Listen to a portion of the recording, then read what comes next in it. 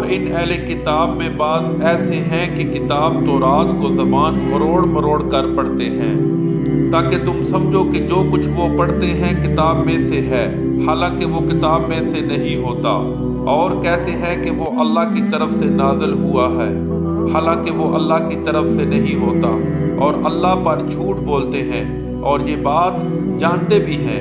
کسی آدمی کو شیاں نہیں کہ اللہ تو اسے کتاب اور حکومت اور نبوت عطا فرمائے، اور وہ لوگوں سے کہے کہ اللہ کو چھوڑ کر میرے بندے ہو جاؤ، بلکہ اس کو یہ کہنا سزاوار ہے کہ اے اہل کتاب تم علماء ربانی ہو جاؤ، کیونکہ تم کتاب اللہ پڑھتے پڑھاتے رہتے ہو۔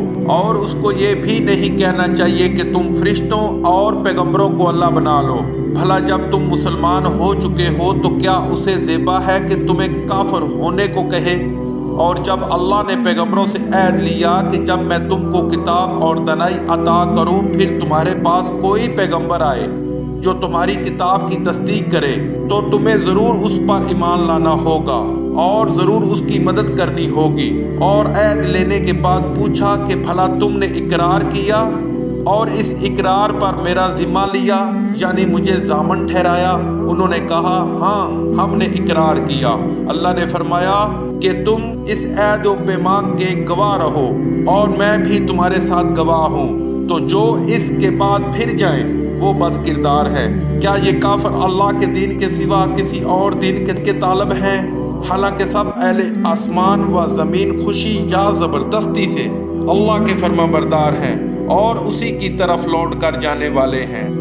کہو کہ ہم اللہ پر ایمان لائے اور جو کتاب ہم پر نازل ہوئی اور جو صف ابراہیم اور اسماعیل اور اسحاق اور یعقوب اور ان کی اولاد پر اترے، اور جو کتابیں موسیٰ اور عیسیٰ اور دوسرے انبیاء کو پروردگار کی طرف سے ملی سب پر ایمان لائے۔ ہم ان پیغمبروں میں سے کسی میں کچھ فرق نہیں کرتے اور ہم اسی اللہ واحد کے فرما بردار ہیں۔